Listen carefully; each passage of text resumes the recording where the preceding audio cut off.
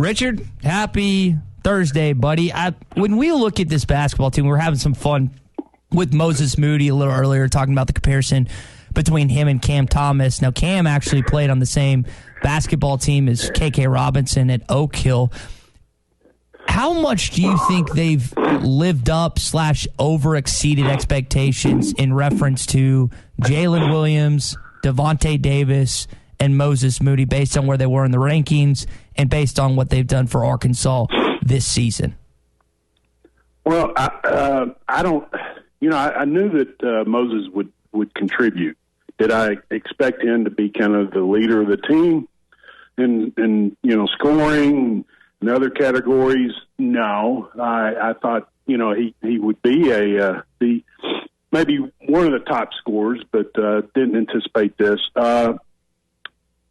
And I say that because usually a guy that has this much success is a combination of an elite-type athlete. And I'm not saying he's not a good athlete. He is a good athlete, but I'm talking a freakish-type athlete with a good game. And, a guy that will throw down a spectacular dunk or something like that. You're not going to get that necessarily from Moses, but you're going to get every part of his game is very, very solid.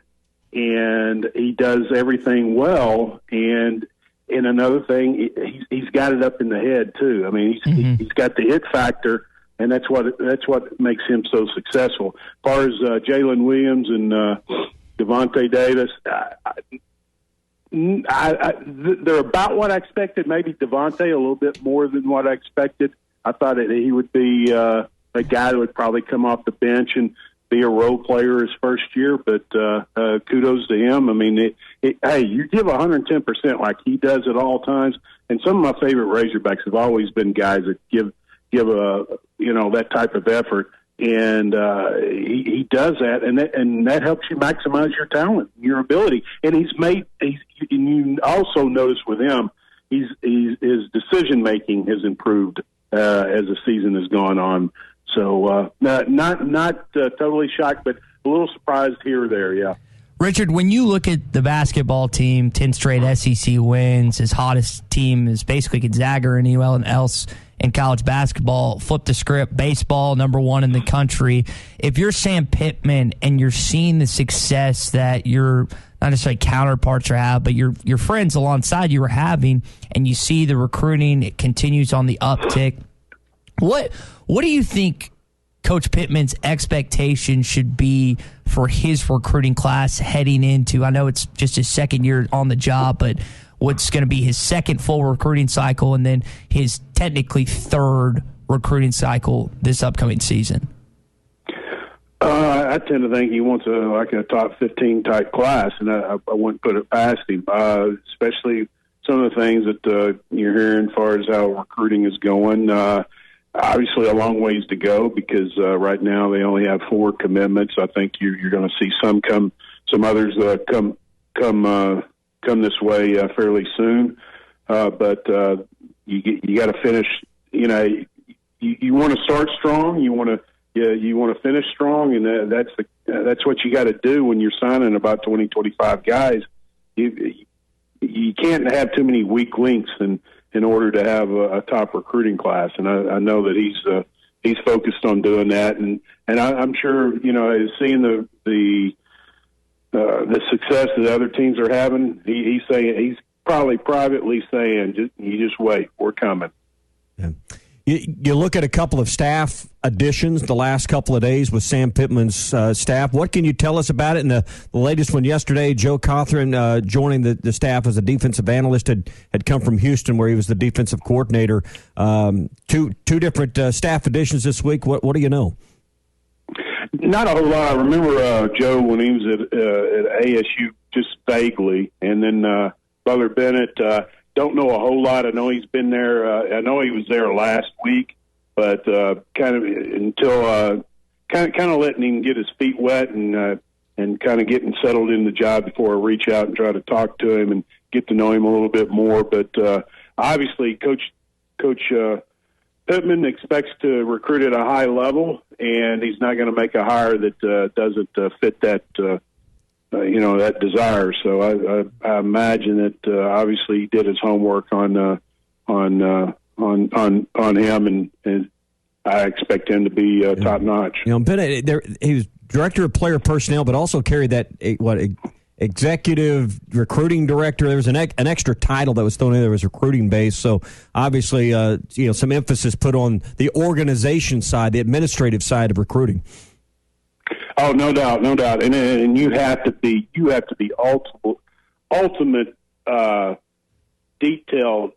Just very, very detailed, and if you want to be successful in that job, because there's so many names coming into the building as far as, from outside sources about kids, and you have to be able to say, write those kids down, get them in the database, because that one or two of those kids that maybe you don't write down could end up at an SEC school that a lot of people didn't know about, and the other schools got on that kid a little earlier, and that's why you got to process the kids and get them be seen as far as the film by the coaches. And if you get extended offer, obviously start building those relationships. Because we've talked about this before. At any one time, when you're kind of looking at three different classes, you told us once how many kids might be in the pipeline that you're evaluating and looking at them. It's hundreds of kids that you kind of got to know what the story and what's going on with them at any given time based on, like three different classes you're looking at any one time. That's a lot to get your arms around. Absolutely. I mean, it's hundreds. Heck, it's thousands of kids, and then you narrowed it down to the kids that you're truly interested in. You want to evaluate, then ultimately who you want to offer, and then then you make a board of your top, say, receivers and the guys that you really want, and then you start building relationships on those guys, and then it takes a lot of legwork too. Does any of those kids have a family member that lives in Arkansas? Any ties to the University of Arkansas? There's so many different things that you look for to try to give you an edge, and all that comes from is talking to people and talking to different sources. We're talking with Richard Davenport this morning on The Morning Rush. If you want to text in a question for RD, send it in at 877-377-6963. This one comes from Brandon in Paris, RD. He says, in regards to football recruiting, what's the Hogs' main target area outside of good players, obviously? Are they putting more emphasis in Arkansas, Texas, Oklahoma, or is the surrounding state, do you feel like they're putting a heavy emphasis in? Pretty much the region. When I say region, obviously Missouri, Oklahoma, Texas, Louisiana, Tennessee, and then Georgia. I would say Georgia's definitely an area they're putting an emphasis on, and you're seeing that by some of the guys that I'm talking to and writing about, and they're showing interest, and and they've already obviously got a commitment from a running back from Georgia. So I'm a firm believer. Now, yeah, you recruit nationally, but that's only, to me, if you truly know that you have a shot at that kid, or if there's ties to the state, to the university, family members, a former Razorback or something like that.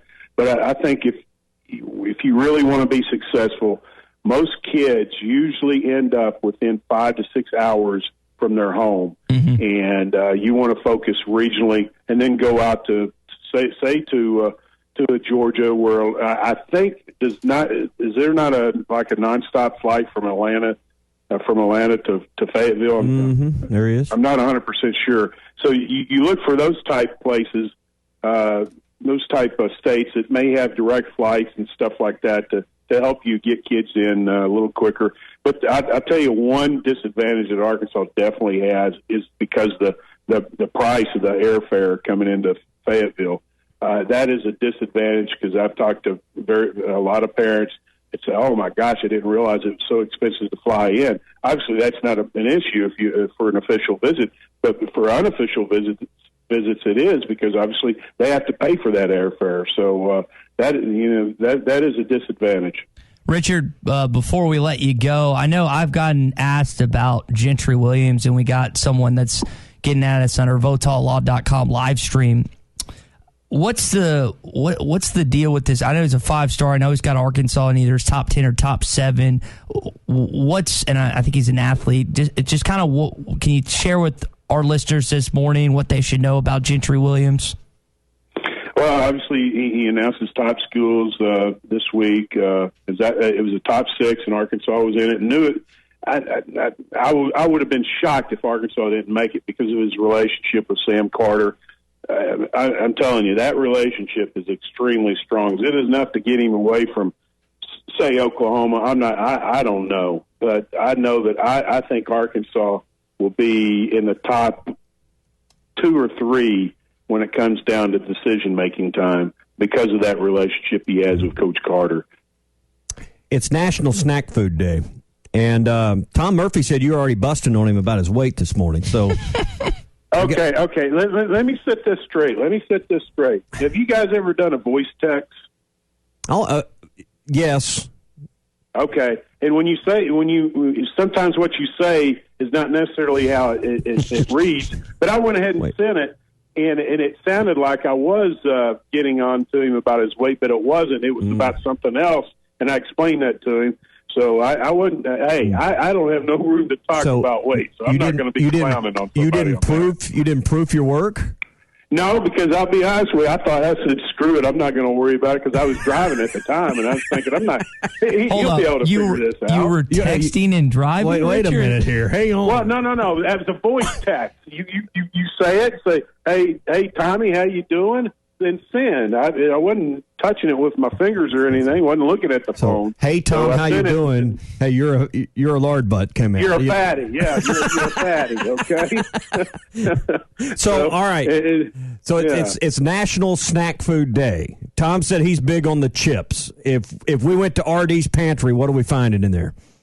What's your favorite? Well, I'm like Tom. The potato chips is oh my God, I love potato chips. I don't eat a lot of them, but oh my God, I can do some damage.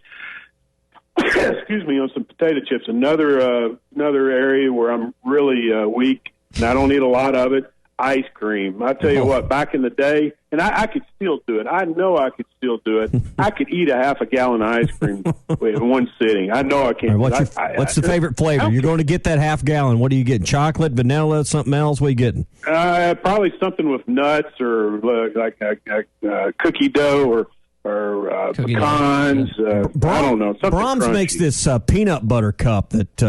I've had that. Oh God, yeah. You name it, I've had it, buddy. Now I'm hungry again. Richard, we appreciate it, buddy. We'll talk next week as we always do on a Thursday. All right, guys. We'll see you. All right, Richard Davenport with us on National Snack Food Day.